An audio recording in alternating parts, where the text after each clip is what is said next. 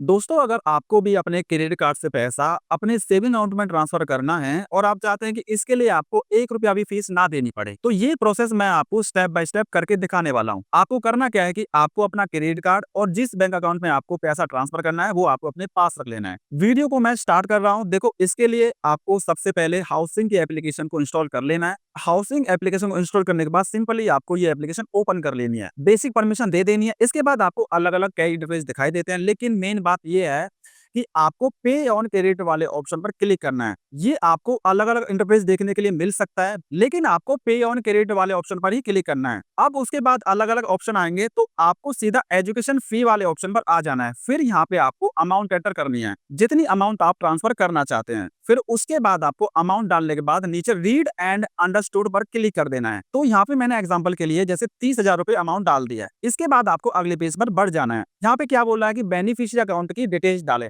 किसकी? जिसकी saving account में आपको पैसा ट्रांसफर करना है, उसकी सारी डिटेल को आपको फिल करनी है। ठीक, ये सारी डिटेल एंटर कर दी। फिर मोबाइल नंबर पूछ रहा है, नीचे रिक्वेस्ट ओटीपी पर क्लिक कर देना है। उसके बाद ओटीपी एंटर कर दोगे, फिर नीचे से आप ऑप्शन के लिए क्लिक करोगे। इसके बाद इनवाइट कोड पूछ रहा है। ये इनवाइट कोड बहुत जरूरी है, क्योंकि ये इनवाइट कोड जब आप यूज करते हैं तो आपकी जो ट्रांजेक्शन फी है वो फ्री ऑफ कॉस्ट हो जाएगी। यहाँ आपको एंटर करना है CCTB13। ये एंटर करने के बाद आपको अप्लाई ऑप्शन पर क्लिक करना है। ठीक है।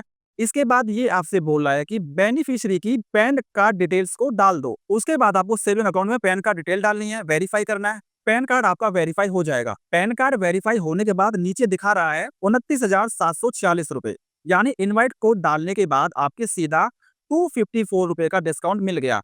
यानी क्रेडिट कार्ड से आपको कितने पैसे कटेंगे? 29,746 रुपए। और सेविंग अकाउंट में जो पैसे आएंगे वो पूरे पहुंचेंगे 30,000 रुपए। इनवाइट कोड डालने की वजह से आपके 254 रुपए डिस्काउंट मिल गया। अगले पेज में मेरे से फिर वो क्रेडिट कार्ड की डिटेल डालने के लिए बोल रहा है, यानी जिस क्रेडिट कार्ड से मैं पैसे कटवाना चाहता हूँ उसकी सारी डिटेल डाल देनी है।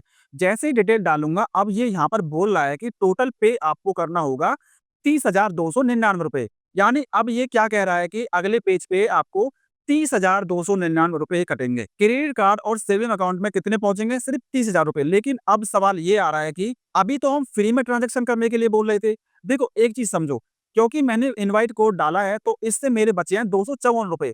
अब यह 299 रुपए क्रेडिट कार्ड डिटेल डालने के बाद काट रहा है। देखो, अगर मैं इनवाइट कोड नहीं डालता तो 299 तो कटते ही, साथ में मेरे 254 रुपए और कटते। क्योंकि हमने इनवाइट कोड डाला है तो अब हमारे जो 254 रुपए बच गए हैं, सिर्फ 299 रुपए कट रहे हैं। जब मैं पूरी ट्रांजेक्शन को कंप्लीट कर लूंगा तो यहाँ पर नीचे पे के ऑप्शन पर क्लिक करेंगे। यह ट्रांजेक्शन में लोडिंग टाइम लेगा। यह लोडिंग टाइम होने के बाद ओटीपी आएगा आपके फोन पे, और ट्रांजेक्शन जब कंप्लीट हो जाएगी उसके बाद देखो, जैसे ही ट्रांजेक्शन कंप्लीट हो जाएगी आपको यहाँ पर 299 का कैशबैक मिल जाएगा।